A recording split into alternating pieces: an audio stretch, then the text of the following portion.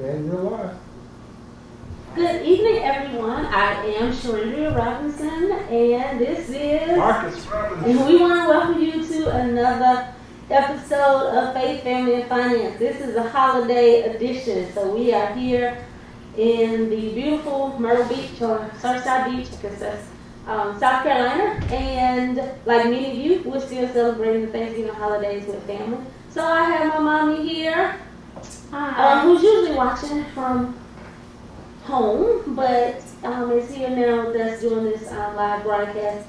Miss Willie Mae Brown, and I let my brothers also, and my three brothers, who sometimes, most of the time, sometimes are on the live, but now I get to do like a live with them, so that's amazing. So I'll let them tell like who they are, and we'll jump right into the conversation. Hey guys, I'm Sherman Burnett. I'm the youngest of the bunch. What's going on? I'm Javertis Burnett. I'm next to the youngest. Oh, wow. Wait, how we doing? Okay, all right, that's what we're doing. This is what we're doing. And I'm Joseph Burnett, or JoJo, and I'm the oldest boy. And the one who lives the furthest away. San Antonio, Texas. San Antonio. So we got a lot of diversity and a lot of input, a lot of different things that we can share and bring to the table tonight. But as always, these conversations are not as fruitful without your participation. So we definitely anticipate you coming in and sharing with us. The screen is so far away from us, so we'll be looking down at our phone so that we're able to. I can, if you give it to me, you can see. Hey Simone, but I can't tag the people that I normally tag. Just because of a different platform that we're using. But we're going to do the best that we have, the best that we can tonight. And hopefully many of you will get a chance to come back and watch it during the replay. But I do have an announcement to make before we even get started, before we even go further into this conversation. Y'all ready? Tomorrow is my birthday. So I just thought that I would tell everybody that November 30th is my birthday. Just get ready now. I've already taken about 4.5 million pictures, and I'm going to upload them. And let's see what else I have. Oh, I'm gonna make sure y'all have my cash out. There's no excuses. I'm gonna make sure there's no excuses. If you want my mailing address, inbox me. Make sure y'all ready for my birthday, because I'm ready. I'm excited about that. But let's talk about the holidays. Let's talk about, and my family. We went out tonight. It was so special. So everybody waited an extra long wait so we can go out and have a birthday dinner, an early birthday dinner together. So that was amazing. Let's talk about you and your family. So what are your holiday traditions? What have you done? What have you done today? Hey Montez, Montez's birthday is tomorrow also. Simone is on. Thank you for joining us. But what are you doing? What are your holiday traditions? We were sitting here talking about how blessed we are that we actually like being around each other and that we like being with each other. We like celebrating the holidays together. But everybody's not like that. And JoJo mentioned, we all probably know, but he brought it up first, that he knows people who just really don't like being around their family. And I think we all know those people. We can pray for those people, and sometimes they go and they find more pleasure being with other people's family, but what's the deal? Like, what do those people do? Like, people that you know who don't like being with their families for the holidays, do they just endure it, or do they go somewhere else? Like, for the most part, the people that I know, they just muddle through it. They're just, for the most part, they don't really get excited about the holidays. They'll do stuff, especially if they have kids, and of course they know they gotta do stuff like for Christmas and stuff like that. But I have friends that they hate Thanksgiving, and some of them have good reason. Some of people have good reason for not liking their family, not getting along with their family. But then some of them it's just because their mom was mean to them when they were 17. And they're 40. And they 40 now. Right. So so I don't understand that. Wow. Yeah, that's true. And we hold on to stuff. Like, a lot of times people, for whatever reason, like, we don't let it go. Somebody hurt you when you were 9 or, whatever ages you just shared. Somebody hurt you when you were that young. And it's just really hard to let go. Thank you all for joining us. Those who are joining, we're talking about the holidays. Some people who they've lost loved ones, especially if you've lost a mother or you lost a father, it seems like the holiday just isn't the same anymore. And I think you heard me say this once before, and I am an animal, but everybody should be fine. I think you heard me say this once before on a live, at least I said it. The things that we do now started after your mama, grandmama passed away. Right, exactly. And it was just about trying to establish a new norm. Right. Like, what is it that we can do differently as opposed to, because traditionally everybody does go to grandma's house. Right. And it just wasn't the same after my mama passed. It just wasn't the same. So we needed a different environment. We needed to do something different. Even though we may have the traditional food, but we don't do it in a traditional place. Mm-hmm. So we still bond, we still meet every year, but just in a different setting. And I mean, it's been great. I think that there could still come a time or a place, when we're ready, that we're just like, okay, now we're back. Like, now we're going, now we at your house. Like, now, these are, you go full circle. Like, you are Big Mama. Before we started doing this, you didn't have any grandchildren. That's right. Well, you had two. You had one. One. Just one. One. In 2008, there were two grandchildren. There were two grandchildren who both lived on the other side of the world. So you never saw them. You never saw them, and so it was, because that was the case, we were still always going to grandma's house. Right. Now, fast forward, there's 10 grandkids. So we can stop this. We're not doing this anymore. Like, we done. Like, this is the last Thanksgiving and Christmas, and we alternate between Thanksgiving and Christmas, being able to do this. So, but I mean, I enjoy it. I enjoy it. Oh, we're gonna do one more? That's it. Okay, Christmas next year, we're doing one more. And you can switch it out. I mean, then you can look at summertime or other things, but how do you as family continue, how do you do stuff for families who do like to do things together or do like being around each other? Like, what sacrifices do you make, even financially, to be able to do this? And how do you plan? Like, Sherman, you like the big baller of the group. So do you like plan financially when we do these things? Or it's just like, when we say, Sherman, this is where we're going and this is how much it costs, we just like, okay, I got it? Or have you like planned throughout the year? For other people who may be watching and want to figure out how they can do it with their family. Well, we plan as a family, but I think foremost is the fact that what's important to you, you'll make a priority. And so, coming together as a family is important. So that's something that we deem every year. And I think if you start with that, saying, hey, we're going to make this trip, no matter what come up throughout the year. So we do plan, and we plan our trips, but no matter what come up throughout the year, you won't be signed, you won't have any roadblocks that'll keep you from getting to that. So I think just setting it as a priority, knowing that it's important. And back to what they were saying in the beginning, a lot of times when the patriarch of a family dies, a lot of times the cousins don't come together as much. And for me, that's something that's important for my kids to grow up very close to their first cousins on each side, because that's something that I had. And you have cousins that are like siblings to you. And so I think that is very essential to have people you can go through life with who you can depend on. So I think, planning is important, but I think what's more important is making it a priority. And if you make it a priority, then nothing will be able to stop you from accomplishing that goal. Orlando says, the people I know are a balance of enduring and going somewhere else. The scales may be toppled, or maybe top toward enduring due to a sense of obligation to family. The interesting thing, I guess, me being, the second oldest person in the room. Okay, that was good. Can remember literally not having an option to go to the oldest person. Whoever the oldest person was in the family, that's where it was. No matter whether it was a small apartment, a small house, it didn't really matter. They would figure out how to fit 40, 50 people, as hot as it was. So that was your grandmother's house? Yeah. So y'all would just go? It was obligation.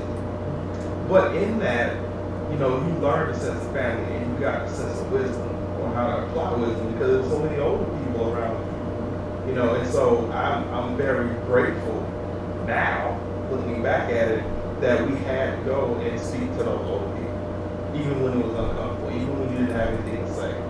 And one of the things that we try to impress on our boys at this point is to speak to people. You know, because when you come in the room, speak to people. You know, people don't have to be nice to you. You know, so taking the time to teach manners to the next generation is so important. So it's going to be interesting because a lot of people have their own agendas. You know, what do you guys think about the sense of obligation of family? Is it important? Because we're losing something. So you're trying to say basically, if I just decide I don't want to be here, I don't have that option. You know, if Sherman said first, you know, what you value, you make a priority. If you're saying family is first, How do you show it? how do you show? I don't have anything for you. I'm just I don't have anything. I'm just saying I don't have anything. But do we make it? Is it required? I'm okay. So I'm the one that's forever like queen of the group. Like I just said, we done with this. But so I'm done with it. No, I'm joking. I'm just saying. But that's done how it goes. every year. But you know what? So every 4 years it comes up around my birthday, and then but this year y'all didn't say I'm happy. But it comes up around my birthday, and so then I say, oh, I'm over it. I'm not 4 doing years this ago, anymore. 2020? 4 years ago. I said I wasn't doing this I'm anymore. just saying. And, We so don't have nothing to do with the fact that's around your birthday. Yeah. That was That's her fault. Right, so I think we should change this and not do this on Thanksgiving, do it during the summertime. But anyway, so you're saying if I wanted to just say I don't want to do it, but there is, like you talk about that sense of obligation, it's important to make sure that our kids are around, you know, the kids in the Greenville and the kids in Augusta or Grovetown, they can easily be around them. But it's only a couple of times a year that they be around Ava, or that they have the opportunity to be around Jai. So they need to be here because they need to be around family. And they don't get that option to just say, no, I don't want to be around family. Well, we don't get that option. And both of us coming from big families, you gotta know who your people are. That's right. I mean, literally, I met a second cousin when I was in graduate school at a laundromat. Literally, you know, at a They laundromat. could know. They could read that. This is like we're talking, and I'm like, okay. She's like, you look like somebody I know. And I'm like, where you from? She's like, I'm from Greenville. And we started talking, and come to find out, her dad was a twin, and my dad was first cousins. I had never met him, but you know, it's a lot of us grandkids. Just know that. Yeah, just know it's a lot. And so when you're up past 25 grandkids, you don't know their kids and their kids' kids. I got first cousins that's older than my parents. Literally. So when you have first cousins in their 70s, and then the youngest grandchild would be 38, that's a whole generation that we don't know. You know, and it's like that in a lot of families. You know, you start talking about blended situations. Yes. You start talking about that generation that had a lot of kids. You know, that's what you That you didn't realize weren't really your family members until there was a funeral. Right. And people Right. sit around and start talking, Right. and it's just like, well, you know that's not really your child, or that's not really her child, or that's not really your cousin. That's why they not on the deeds of the property. But you grew up with these people being family. And so it really doesn't matter at the end of the day when somebody passes away that we make those comments because that's family. Right. Yeah. It's a challenge. It's a challenge. We talked a little bit about how you guys plan for these types of gatherings. Everybody I've talked to seems like they don't get enough vacation time. Y'all get vacation? Y'all plan for those? Well, this is what I say, that it's selective spending, like there's selective learning. Whatever is your top priority, that's what you're going to spend on. So you're going to save for it, and you're going to make a way for it. You're going to compromise. You're gonna set aside just for that vacation or just to spend time together. And with us doing this, it's Thanksgiving one year and it's Christmas the next year, so you automatically have another whole year to plan for. So And then be around Shonda's birthday. It's always one birthday. It's gonna be one That is birthday. funny. It's gonna be one birthday every year. Yeah, and you have to be careful with that, especially around Christmas, because you don't want to get that birthday present mixed in with that Christmas present. Oh, it happens all the time, right, Sherman? It happens all the time. I make a conscious effort to make sure that it doesn't happen there. Oh. It's funny, my dad's birthday is on Christmas. And his brother, his birthday is on Christmas. And they're not twins. Right. They're 7 years apart. And 7 years apart. Their birthdays are on Christmas. My grandmother, their mother's birthday was the first week in January. And so they would always talk about how, they would always get like one gift for a whole lot of compliments. One gift. One gift, that kind of thing. That's just the way it is. It's kind of like those of us who have summer birthdays. We don't get to celebrate with our friends. It's cool. You just suck it up and it'll be okay. Right. And how fathers don't ever get them Father's Day cards made by the kids because it's summertime. Oh, yeah. Mothers get Oh, yeah. Mother's Day card. Them kids spend all that time making the Mother's Day card. Father's Day, they at home in the summertime. They ain't thinking about it. Right. It's just another thing. It's just another thing. Well, go ahead. Well, I was going to read my, you go ahead. I wanted to share, one of the things that Elder Rock and Cole, who peeped in for a little while, so maybe still watching, said that, just commenting on this is something great to do during the holidays, and something she said to the effect of Black Friday shopping. Get another alternative other than Black Friday shopping. And, we all are here and we are in like shopping heaven. There are stores all around us. There are outlets all around us. And we spent the day in the arcade game room with 9 kids and on the basketball courts and on the beach and taking pictures and on the playgrounds or what have you. I mean, there's literally a 1-to-1 ratio. We got 9 kids and 9 adults. And so for me personally, shopping isn't that enticing when I gotta run around a whole bunch of kids. And so I'm not interested in shopping. The other thing is I realized, we talked about this some when it comes to Black Friday. So businesses have gone in and they've basically been, most of them, a lot of them, maybe they've been in the hole all year. So this one day of the year is, throughout the end of the year, is their opportunity to get out of the hole. So they've been in the red. The red means they've been in the negative. And so it's like, let's get in the black. But what happens is, to get the businesses in the black, many of us go in the red. Right. So I'm going in the red to get you in the black. I'm not hating on anybody who went shopping today or who got great deals. I love to shop. But I choose to shop all year long. I had a friend of mine who made a post to talk about, it was to the effect of the boots that all the ladies were running around in belts trying to get today. She bought those boots 2 weeks ago. And a lot of times if you're checking and if you're shopping and if you're online, there are a few really good deals that are out there. A few, yes.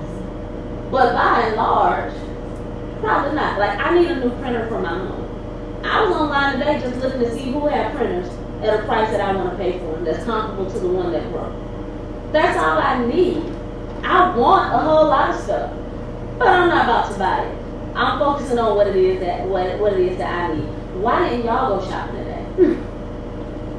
I think Black Friday is a really interesting time and a really good conversation. It's something that Courtney and I talk about often. And back to something that, to keep piggybacking off of what Sherman said earlier, just prioritizing. I think for me, I'm just at a place in life where if I'm going to spend money, for me, like, I'd rather spend money creating moments and memories than accumulating stuff. Like, there's only so many TVs you can have in your house. There's only so many clothes you can wear. There's only so many shoes you can wear at one time. There's only so many air fryers you can have. Like that much chicken to cook. Like there has to get to a point. Like I mean, think about this. Like for most of us, I've been out of college for a while. For most of us sitting around here, it's been at least 10 years since we've been adults, grown out on our own. For some of us more than others, second or person in the room. For some of us more than others. But think about if we're out here dropping stacks on stacks on stacks every Black Friday, every holiday, every sale. Like how much stuff are we just A, not taking care of the stuff that we already have? Mm-hmm. B, being wasteful and poor stewards over our resources? Or C, just like, I gotta keep up with the Joneses. So I bought a 40-inch TV last year. I need a 50-inch this year. I need a 60-inch this year. I need a 70-inch this year. Oh man, Marcus got to do 70-inch. I need 75-inch. Like, when is enough enough?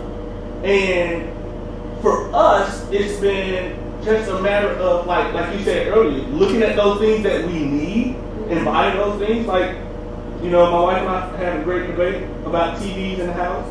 So having those great debates and saying, okay, we need this or we desire this thing at this moment versus just, it's Black Friday, so I have to spend a lot of money. Like if we're going to spend money, we decided we want to spend that money creating moments and memories and not necessarily accumulating stuff that we don't necessarily need. Like if we need something and we want something, like you want that outfit, you want those shoes, good, go get it. But when is enough enough? And I think we just, we're just kind of caught up in the moment. And I was just going to say, as being the oldest person in the room, I found out that those deals are not really great deals. I used to go shopping on Black Friday, like many people do, and we've gone before. And what I found out, if you go shopping, say in October, you don't make your Christmas list and you start buying your gifts early, then you'll see when you go out there for Black Friday that, hey, those prices, they just have jacked the prices up by then and then put them back at the regular price or a little above the regular price and call it a sale. When in all actuality, it's not really a sale. And I've experienced that firsthand. I know I've gone to Black Friday shopping one time in my entire life. That when I was married and we just really actually needed a TV. And that was it. I went in Walmart, bought the TV and was out in 10 minutes. Wow. That was it. I walked in, got the TV we wanted, walked out, period. That was it.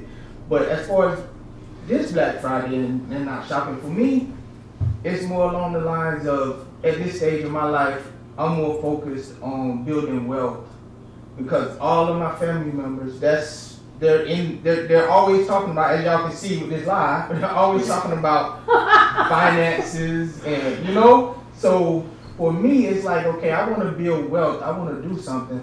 So I even told Marcus when I had a chance to come here, I had the money to buy the plane ticket, but I was like, I'll save a whole lot more money if I just drive. Like that takes a lot more time, but since I'm a teacher and I had the whole week off, I had more time and money. So I figured, why not drive and save the money? Now, am I going to retire when I get back? Probably a little bit. But it's worth it, though. It's worth it. Like they said, making memories with the family and being here. My daughter, who's the oldest grandchild here, well, both my kids are the oldest grandchildren. Right, yeah. And she's going to be happy because she makes some money helping babysit the little ones. Mm-hmm. So, huh? I didn't give her money. You ain't married yet. Oh, she's old. Yeah,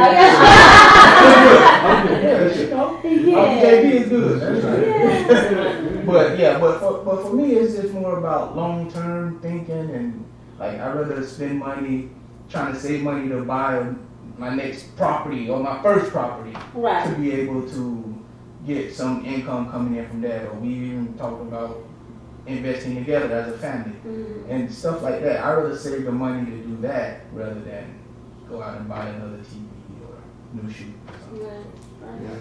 Yeah. And for me, it's mainly, when I talk about Black Friday, it's about the time, and so I would definitely prefer to spend time with my family rather than shopping on Black Friday. But even if we weren't together, more than likely I wouldn't be shopping on Black Friday because I rarely go shopping. I don't recall ever going shopping on Black Friday. And one of the things I think about is, you have to determine how much you're worth per hour. And so I can't spend for how much you're worth per hour. Oh, Come on. And so if you working at a corporation, you may be worth $15 an hour, $25 an hour, $20 an hour, $10 an hour. But when you work for yourself, you have to determine that number yourself. And if I spend 5-6 hours in line for Black Friday shopping to save $50 on a computer, Come on. how much could I have made working for myself in those 5 hours? Good Lord. And so for This me, one right here. I can't spend 5 hours Black Friday shopping because I'm losing money. Wow. Regardless of how good the sale is. Regardless. Wow. Precisely.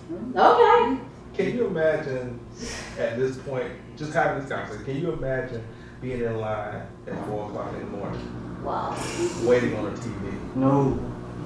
but yet there are thousands that do? Says something about our priorities, right? Hey. Yeah, again, we're not hating on No. anybody. No. We're just celebrating. No, this is the thing. I'm talking I know to folks what that you're look like us. Well, we have I understand we that. have a great I'm diversity on talking this to side. people like us. I know who This you're is not talking talking to people like us. to. Now, I'm just listen. telling people. Priorities. There you Your go. time There you go. and your money.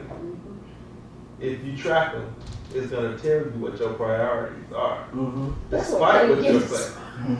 Despite what you say. Despite your greatest intention. Look at your, and this is deep. We just here to just talk. We just talking. We just talking. Conversation. Just conversation. But somebody has to be honest.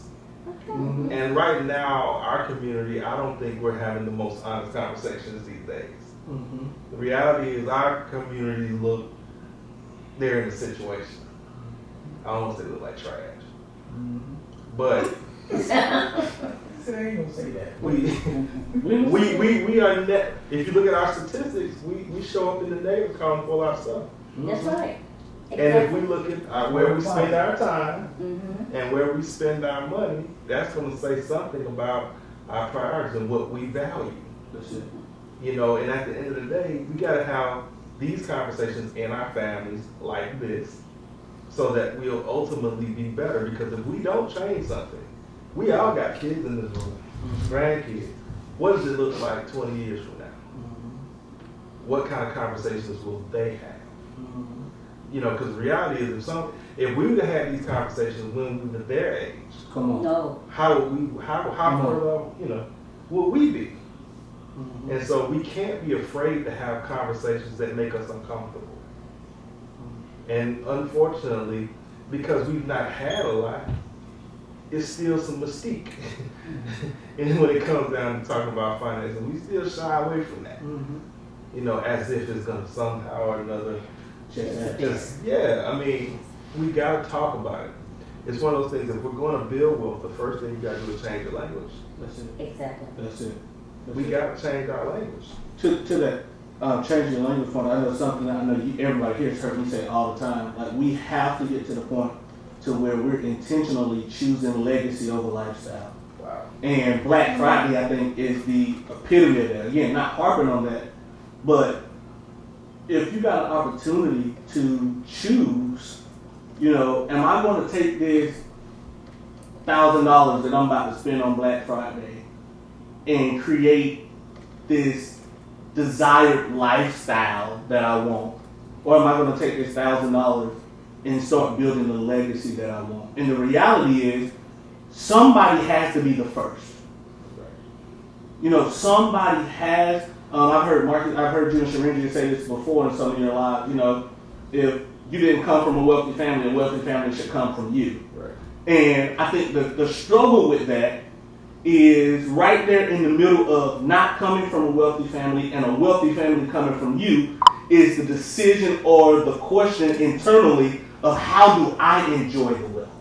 You don't. You don't. And somebody but that's the thing. It's like we have no sense of delayed gratification or delayed satisfaction. Like one of the things Damon John talks about in The Power of Broke is like broke is not fun. Like, I've been there. Like, I've had the repossessions. I've had nothing. I've had the negatives in the accounts. Like, I've had all of that stuff. And, like, that's not fun. Like, how dare I go back to that willingly to portray a type of lifestyle to impress people who don't even like me and probably won't be impressed regardless, or to floss or to front to try to create a lifestyle that impresses people, but then not have a legacy to pass on to my kids. Like, I refuse to go back to that.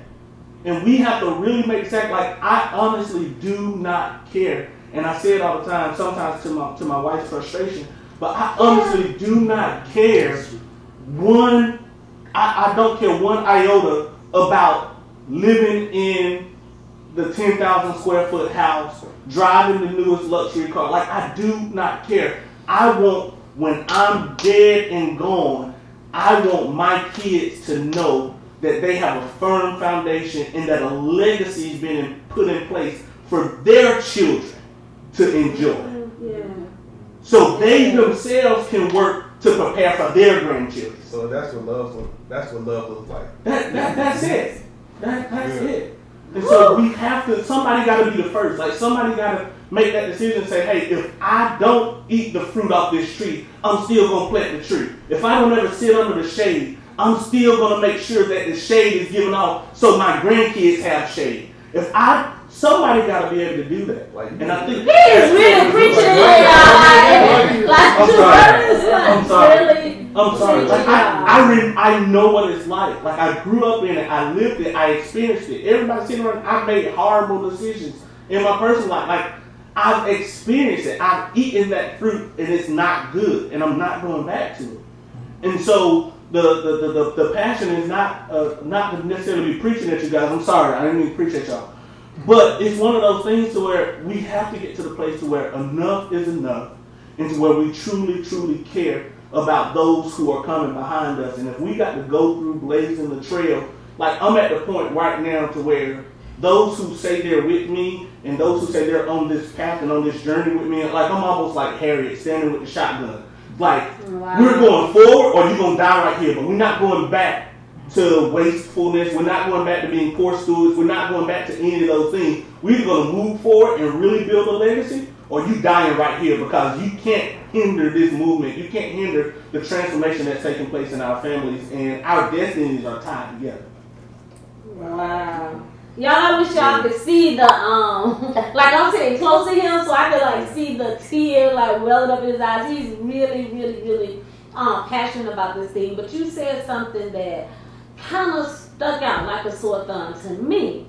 And I'm not trying to, it's a touchy subject, but I think we have to be able to deal with the hard stuff and talk about the hard stuff. Definitely. So what happens when you are okay with driving the $18,000 car and you're constantly, for the person out there who may be constantly getting pushback from a partner, from a spouse, from whatever, even a business partner who wants to, or a partner who feels like, no, but we can afford, and I don't even want to use the word afford, but why don't we drive the $65,000 car? Like, this is what I want to drive, and this is where I want to live. Like, how do you deal with that? How do y'all deal with that when you with somebody, whether married, relationship, business partner, and y'all don't quite see eye to eye? Because when it definitely comes to marriage, people get divorced because of sex and money, money.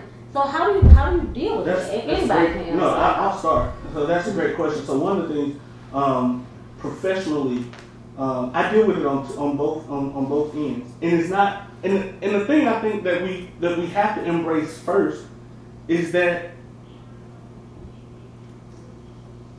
having a different perspective is not always a bad thing. You know, sometimes I need that nudge from my wife to say, babe, we're not struggling the way you feel like we're struggling. Like, it's okay to eat something other than rice and beans. Like, you're okay. Like, it's good. Like, we fixed this 10 times. Let's get a new one. Like, this can't be fixed anymore. And so I think the first thing we have to do is try to appreciate the differences and understand where each other's coming from. You know, I grew up household, single mom, 4 kids. bringing home less than, if I remember right, less than $600 a month, taking care of 4 kids. $618 a month. $618 a month, taking care of 4 kids. My wife grew up in a household, two-parent household for the most part, 2 PhDs, 2 doctors, 2 high-earning, upper middle class household. And the first time she heard no was probably from me. And it's not a bad thing. Neither one of them is bad, and That's just your they're the reality, and they're different. And so I think the first thing we have to do is learn how to appreciate the differences and embrace them. Because different is not bad. So that's the first thing we got to do is appreciate those differences and embrace them. The second thing, the mistake that I made early on when I really became passionate about this movement and about changing the trajectory of financial future in my own household was the Bible says that we're supposed to write the vision, make it plain, so those who see it can run with it. And as men, sometimes for the fellas that's watching, and maybe you guys can identify with it, the problem that I had was I was trying to implement a vision that was in my head, but wasn't communicated thoroughly to my wife. So I was expecting her to be on board with a vision that wasn't written, that wasn't communicated, that wasn't laid out. And if we don't write the vision and make it plain, the people who see it can't run with it. So now we're sitting down having those conversations. I'm writing the vision, I'm making it plain, I'm laying this stuff out, I'm showing her the visions for my business, I'm showing her the books for my business. This is what this means, this is how that goes, so I think the way that we combat that is by number one, understanding that different is not bad. Number two, we have to be willing to extend the same level of grace to our partners, whether it's our marriage partners, our business partners. We got to be willing to extend grace to each other to understand that we're not going to get it right all the time. And we have to even be able to give grace to ourselves. I said earlier, I've done a lot of dumb stuff. And oftentimes it's harder for us to forgive ourselves than to forgive anybody else. So we got to extend grace to each other to say, okay, I understand this is where you're coming from and this is where I'm coming from. Let's move towards these goals and objectives together in love and extending grace to each other.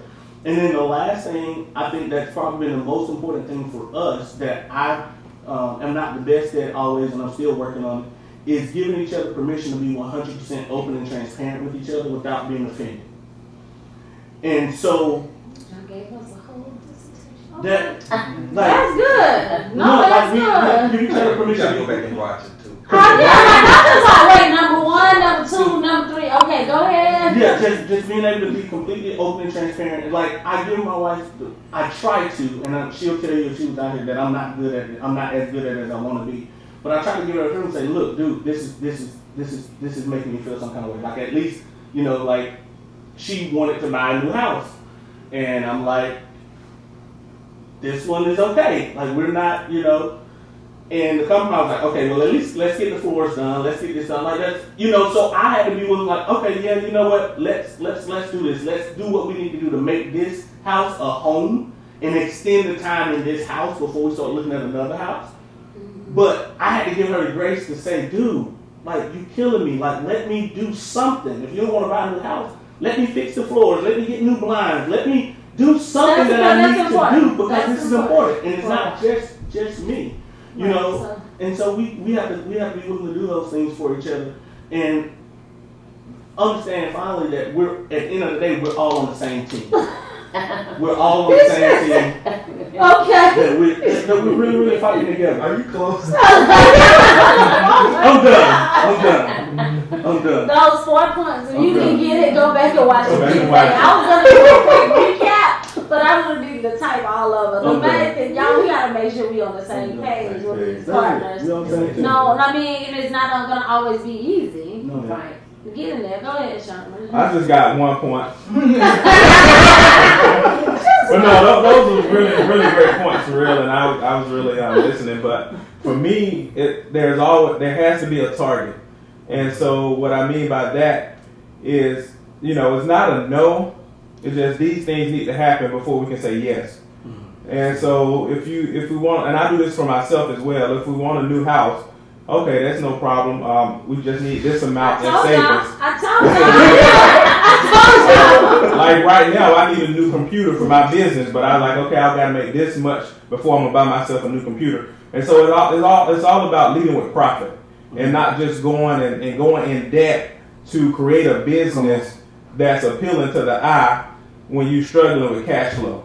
And so for me, it's always about setting that target. And then if these things happen, then we can obtain that goal. That's good. And so when you do that, you have your business partners, you have your spouse, anyone you're in a relation with. Either two things are going to happen. They're going to stop asking for that certain thing, or they're going to come on board and help push you to growth in your business and in your relationship. So what I hear you talking about, and this is for anybody in the room, as you can see, I'm not.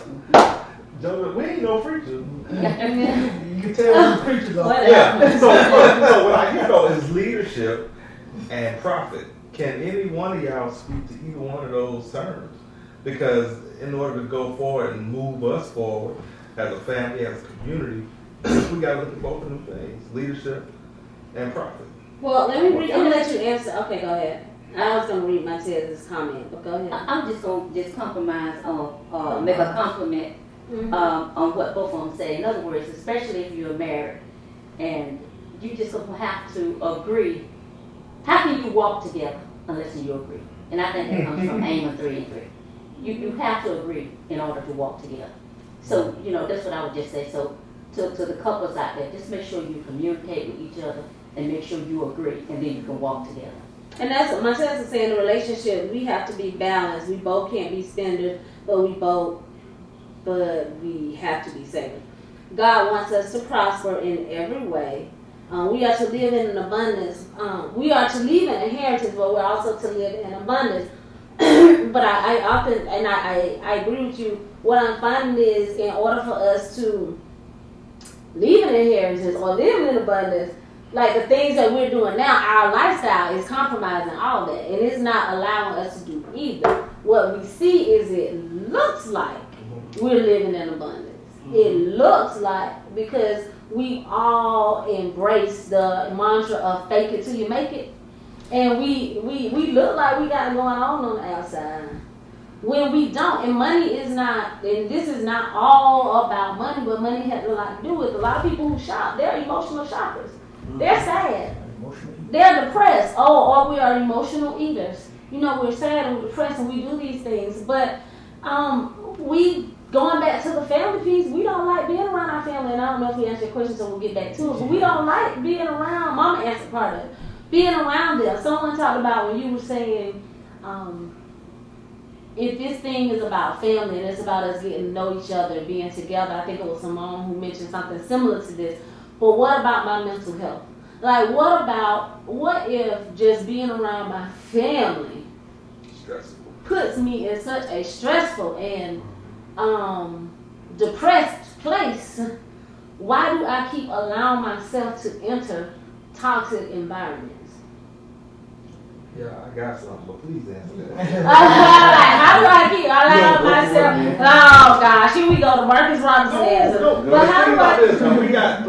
We got three generations just sitting in this room.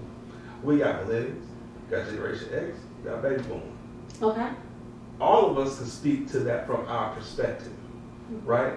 But the reality is, anytime you're in a stressful relationship that you didn't necessarily want to be in, we can't choose our families, right? But if you're in a stressful relationship with family, it's still got to be bigger than you. Because if you got kids, they still got to know family, whether or not you like them or not. They still got to know. They still got to know who daddy is, because he got that blood type. Wow. 20 years from now, you need something. We need that.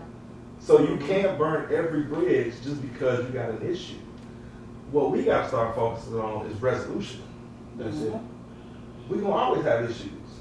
And that ain't new. Right. And so even when we have these issues with our families, we have to be able to not, I like the term, I've embraced it, I appreciate it, I've done all these things, but suffering in silence, like you don't have to go around family in the name of, and be disrespected, all the time. We got to be able to get to the point to where we use our voice. I know this time of year, I have a lot of people, and I was one of those persons. I mean, it's rough when you come to a family or you come and going to a reunion or what have you, and everybody's like, well, when are you getting married? Or when are you going to have a kid? Or when are you going to get married again? Or everybody want to play matchmaker. Everybody want to do whatever. Ha, ha, ha. All these things, you know, are going on. And sometimes you don't want to deal with that. Like, it's just like, leave me alone and let me be. And so if you already know Christmas and Thanksgiving is going to be about 1,000 questions, then we're saying, oh, you know, family first, let's be around family. But this is what they have to bring. So for the older generation who may be watching this live, we got to stop coming at people with these crazy questions. Like, let people realize, and people need to know that I am enough. Like, I'm okay if I don't ever have a kid. I am enough if I don't ever get married. That's right. Like, can you just accept me at the family reunion? Can you just be happy to see me? And not think something wrong with me because I don't bring somebody around all the time. And the person you done brought around 50 years, you ain't even married to. I'm just saying. Everybody think that's Uncle so-and-so, and that ain't Uncle nobody. I'm just saying. So, like, leave people alone. Like, let people just come and just be. And stop asking them. Don't nobody need you to tell them how they look like they getting bigger. We look at ourselves in the mirror every day. Like, we don't have to show up for Christmas just for you to tell a baby you done put on 3 pounds. I see this every day. Amen. So y'all gotta stop doing that so people want to come and be around family. And we have to, I'm sorry, it is not disrespecting your elders, if it's about your mental health, then you have to be able to open your mouth and say something. Come on. To you know, to Aunt Mimi in a Respectful. nice and respectful way. You have to be able to open your mouth and say something. I'm just saying, y'all know somebody who's struggling with that. Y'all go ahead and share this live with them, tag them. I don't know, show the grandma tomorrow, whatever. Do whatever you need to do. But we definitely we have to stop doing that. We have to stop doing that. I'm sorry. I mean, I just said we have to stop doing that. But I do ask you, I always like to pause periodically just to say, please please share, please tag somebody else in the comments. We definitely enjoy your engagement. We enjoy having you participate. Like, this has been really fun. We on the downside now, but we thank y'all for tuning in and having this conversation. Oh no, we're not done. Go ahead. Just saying what you were talking about the leadership thing. I think in our community that is so important, man. We don't have enough good, strong leaders. And I'm speaking of male and female, but especially male. There's not a lot of strong black men that are willing to still work, still take care of family, still do this, still do that. It's sad because this may sound funny, but I was talking to a young lady, and I think I'm a great guy, of course, right? I think I'm a great guy. So when I hear her say she thinks I'm such a great guy, and I ask her why. Like, if I wanted to date you, why do you think I'm such a great guy to date? And the thing she said seemed like it should be like it shouldn't be something that's celebrated. Just the fact that I try to take care of myself, I got a job, and I got a car. Like, that's the standard. You was a great guy? Yeah, like that's the standard now. Like, just because I work, but unfortunately, there's so many young men in our community that choose not to work. Like, not that they can't find a job, but they don't want to work for the man. They don't want to do this. They don't want to do that. They want to be entrepreneurs, but they don't want to do what they got to do to get to that point. I would love to be an entrepreneur. My whole family is entrepreneurs. I want to be an entrepreneur as well. But I realize that I'm not at that point yet. I'm a teacher, and I love being a teacher. But I'm going to get to the point where I'm going to be an entrepreneur too.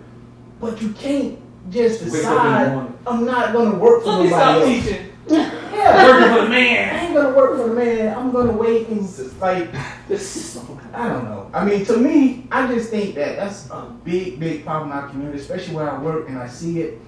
And there's so many of the kids that they looking up to these guys who are not working. Mhm. Their dads, their stepdads, their mama's boyfriends, they don't work. They sit there in the house all day. They love these guys because they sit there and play video games with them all day.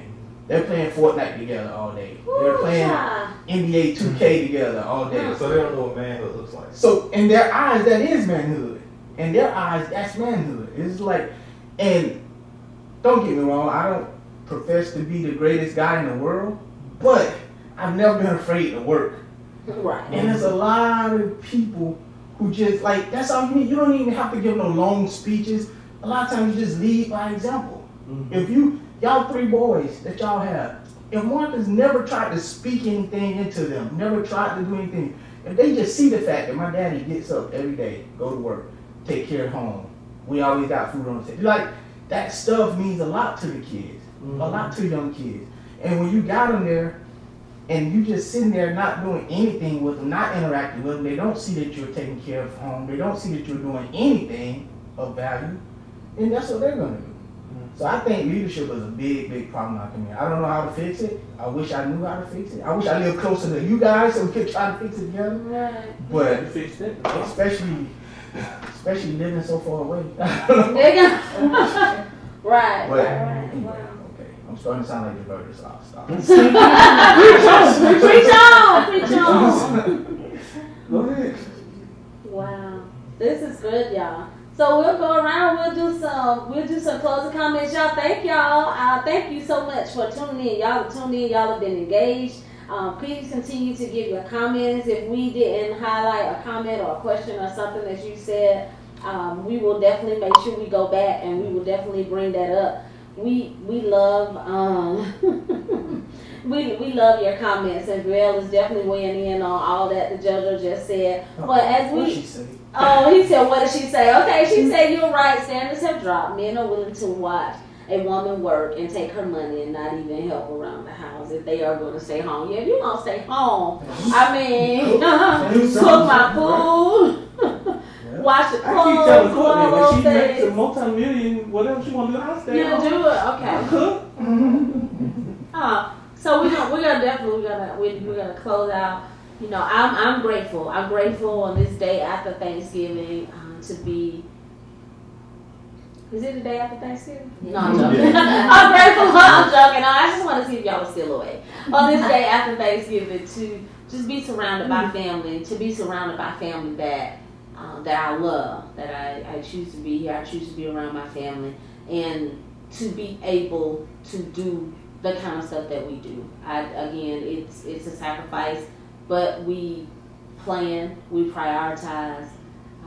We don't go out eat every meal. Like, part of the bonding is being in the kitchen cooking together. Even if I feel like sometimes I'm stranded and there by myself, no, I never feel that way. Cause Mom was always right there. And these 3 guys, like, they really grew up. 3, yeah. They really grew up like in the kitchen, and so they're always like, "What can we do to help?" So everything other than cutting up the onions, like, they are there dicing celery, dicing peppers, you know, doing whatever it is they got to do to make this Thanksgiving dinner go off like without a hitch. So we don't even have to do everything, but nobody's dicing those onions, which I'm not mad at them about that. But I mean, I'm just grateful for us to create these types of experiences together.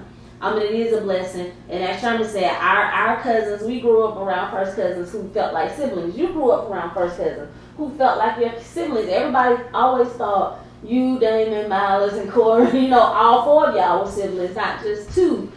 And that's how we grew up. And that's how we want our kids to grow up. We want our kids to grow up knowing that their first cousins are always, always their first friends. So that's why we do that. So I'm just grateful for it. And I would just like to leave this with you, that family and I am so thankful and grateful for family and friends.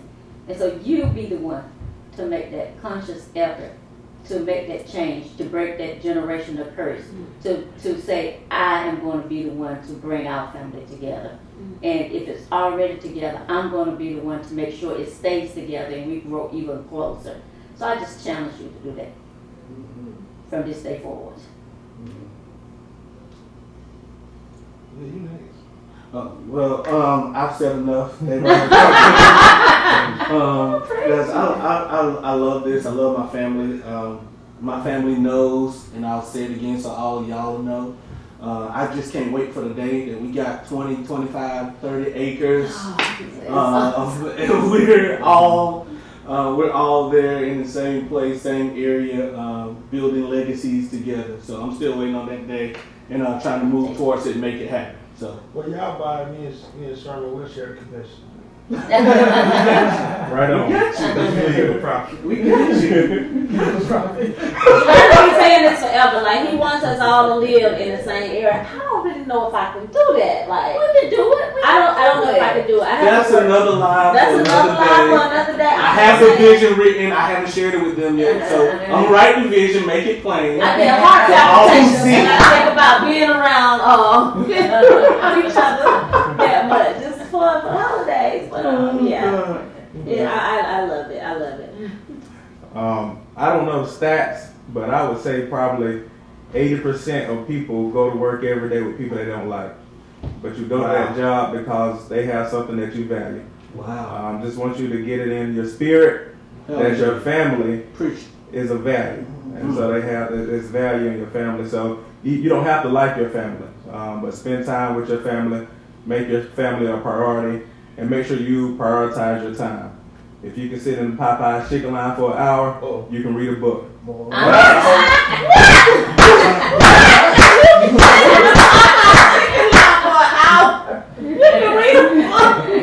I love it. Okay. Amen. How many books have you read this year? 6. 6. I love it. Okay. No, Joe. Hey, God bless y'all midnight. We really can't end on that note. We really can't end on that note, but we won't. So, Feels like closing remarks, Pastor. there's what? Hey, Summer just getting on. Summer is late. Summer's late. Okay, watch the replay, Summer. That's Type right. replay. There's Watch power in perspective. And it's time that we raise the bar. So as we go into 2020, I challenge each of you to think about how we can raise the bar in every area of our life. From family to finances to fitness. Y'all got any more else?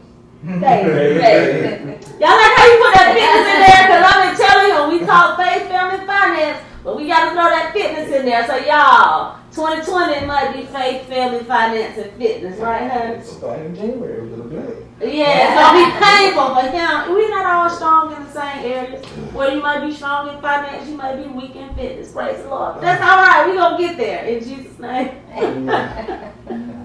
Raise the bar. That's all I got. That's all you got. That's all I need to get. That's all we need to get. Y'all continue to have a happy Thanksgiving holiday break. Most of y'all be ready to go back to church go back to work on Monday, but go to church on Sunday. Let me tell you now, just the little pastor part of me has to come out. I told you about my birthday, but the money that you dropping at these stores tonight, don't let it be your time money. Don't let it be your offering money. And if you're watching and you don't go to anybody's church, hey, Mt.Olive on the hill, we got to cash out. You mean go there? I'm just saying, drop a seed somewhere. Do not go out there and sow seeds everywhere else and get everybody else out the black. Your local church, some local nonprofit. Now I'm on church. Some local church in your community needs you. They need your help. They need your time, your talent. They need your treasure.